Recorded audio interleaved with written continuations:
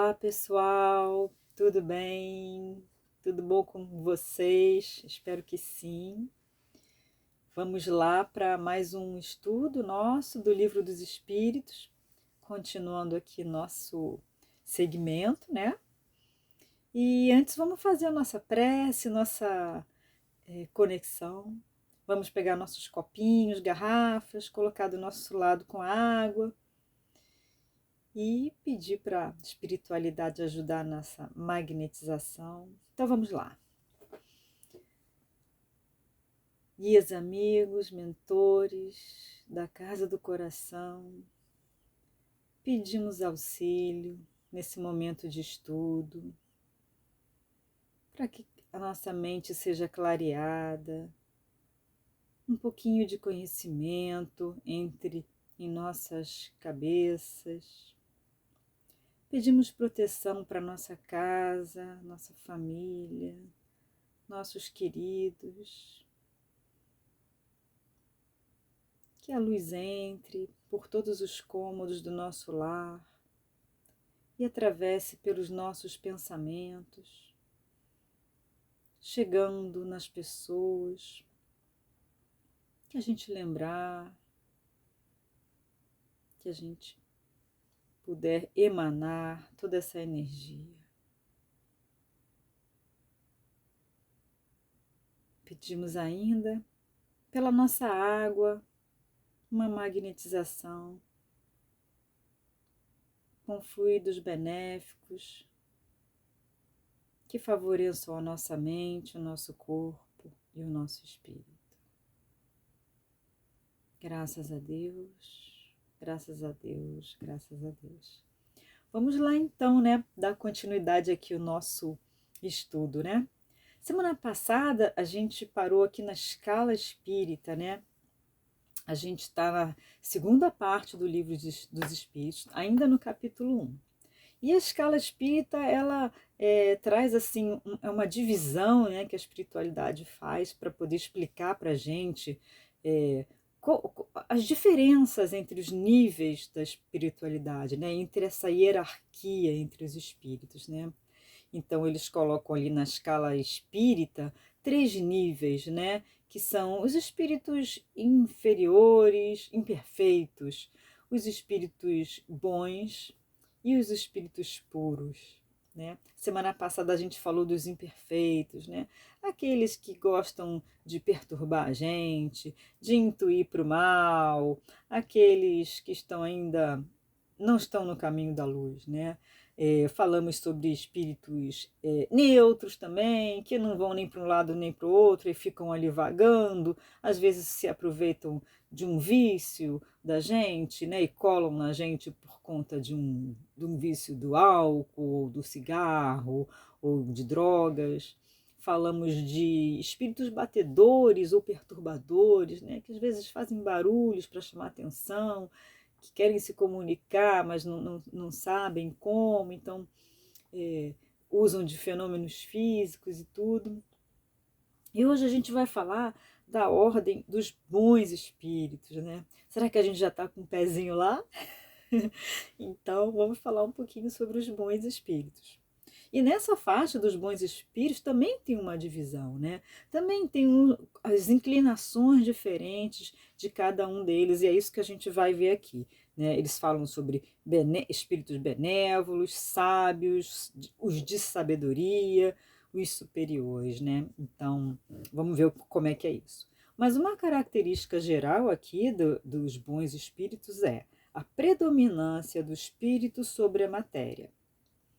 Suas qualidades e poderes para o bem estão em relação com o grau de adiantamento que cada um haja alcançado, né? Exatamente. Dentro dessa escala de bons espíritos também tem um grau de adiantamento, né?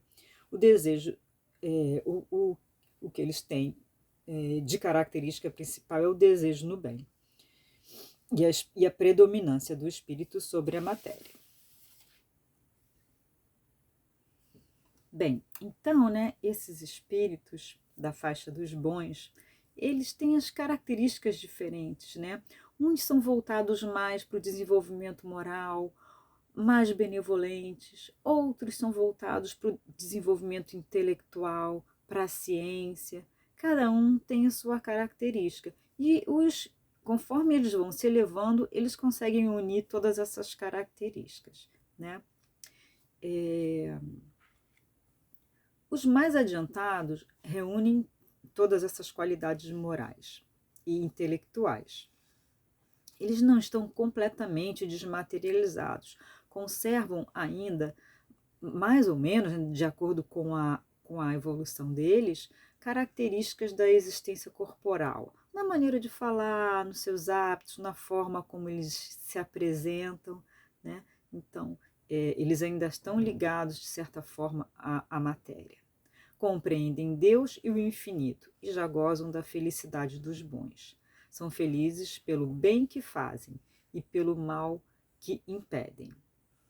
O amor que os une lhes é fonte de inefável ventura, que não tem a perturbá-la nem a inveja, nem os remorsos, nem nenhuma das paixões que constituem o tormento dos espíritos imperfeitos.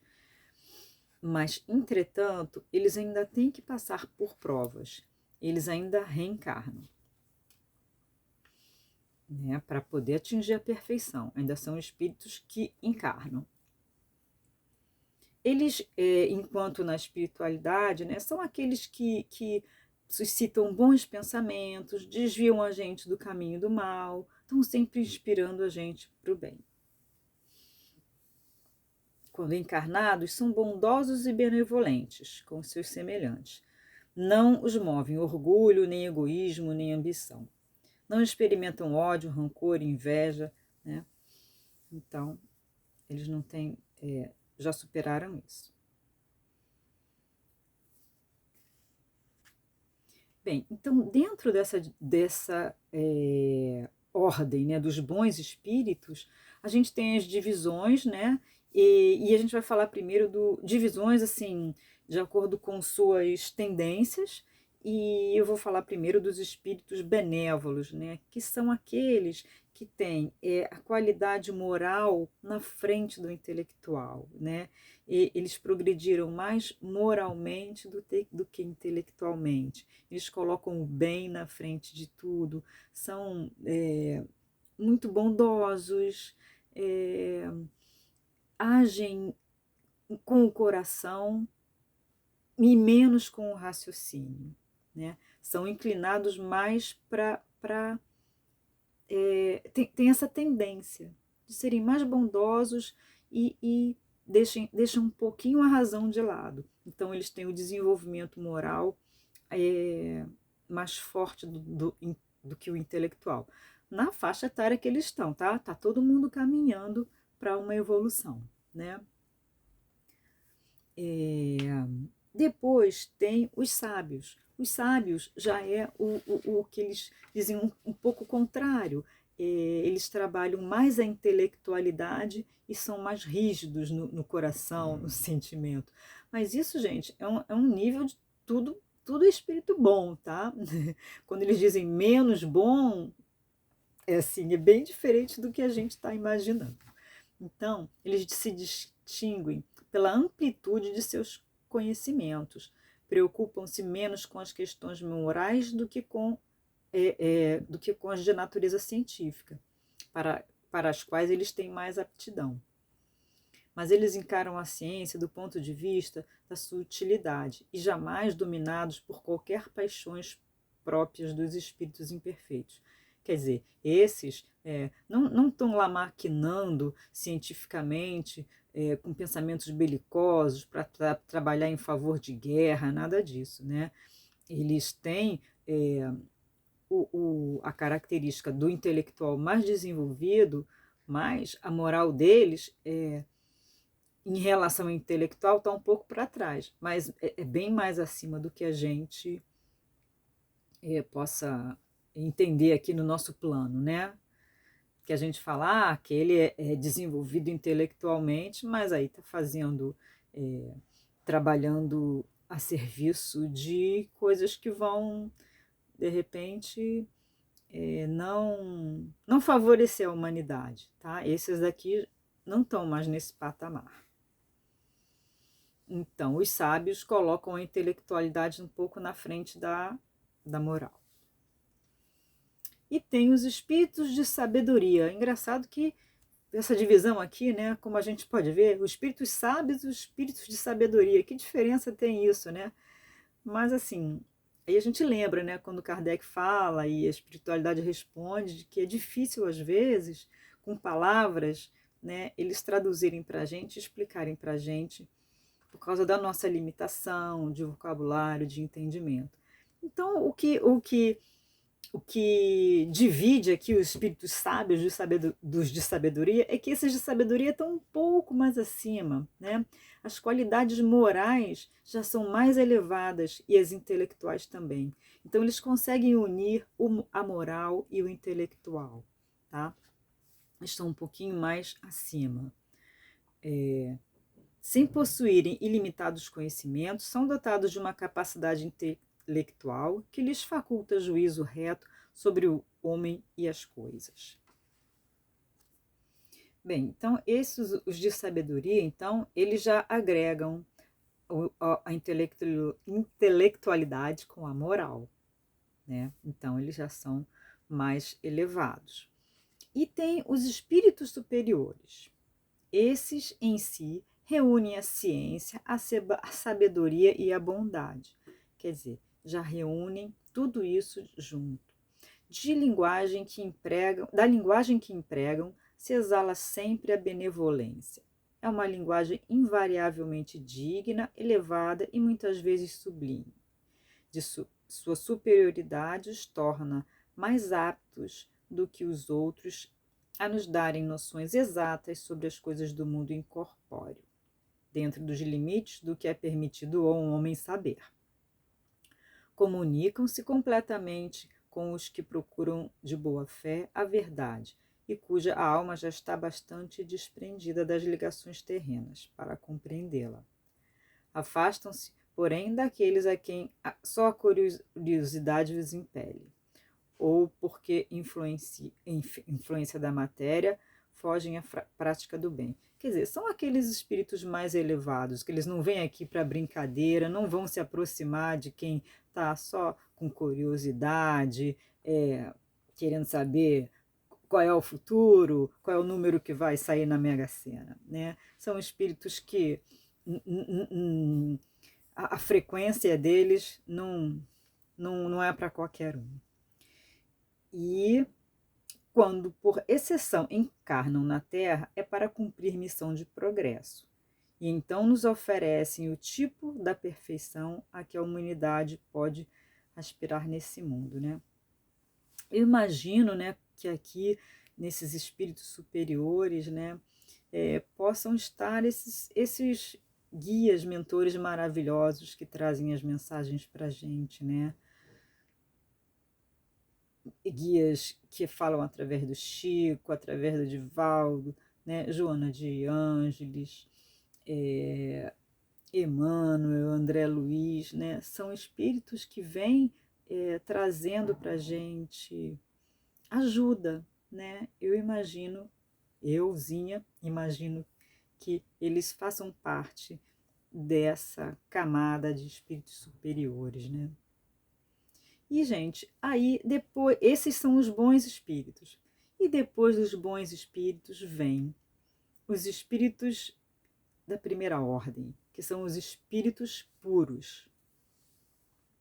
E aí a gente já está falando de outro patamar.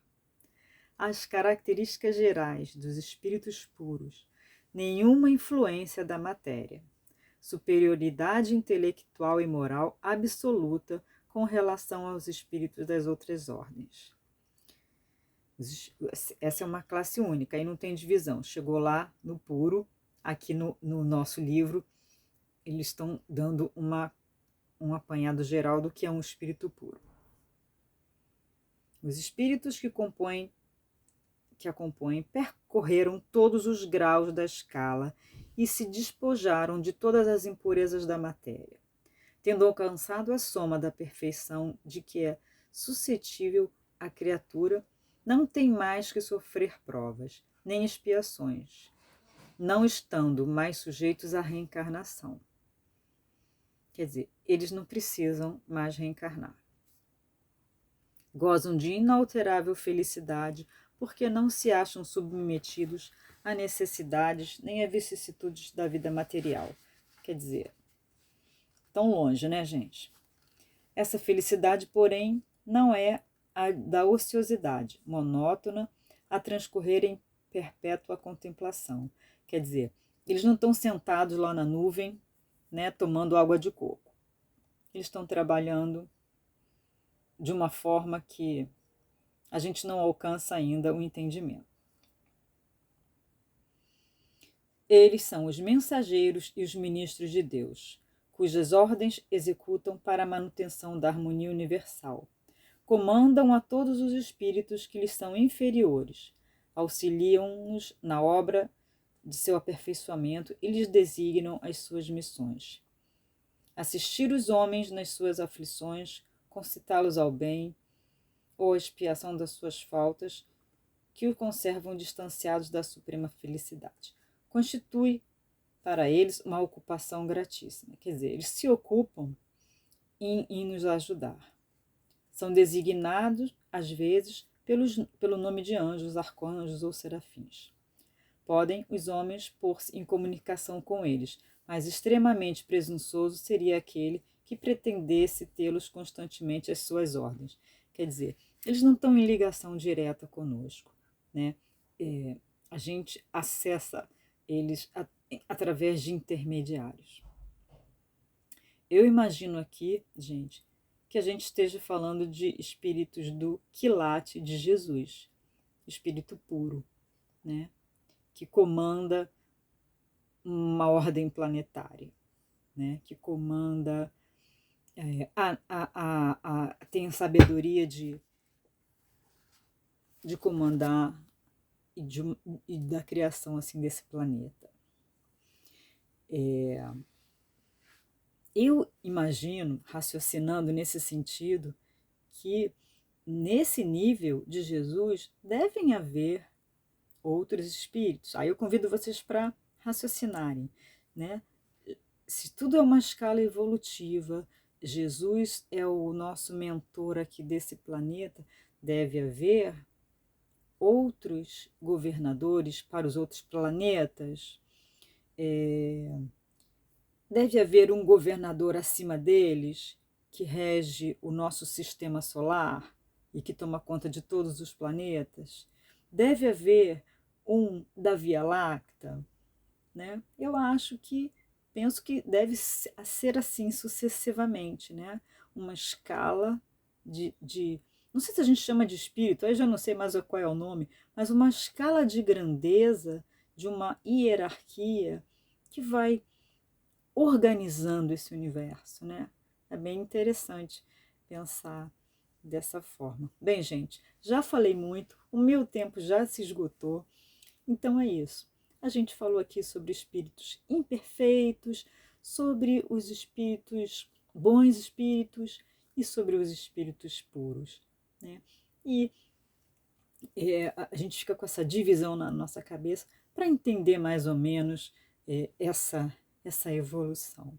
Eu espero que vocês tenham entendido. Peguem o livro dos Espíritos e leiam lá, estudem também, tá bom? E a gente continua no próximo sábado. Um grande beijo e até lá.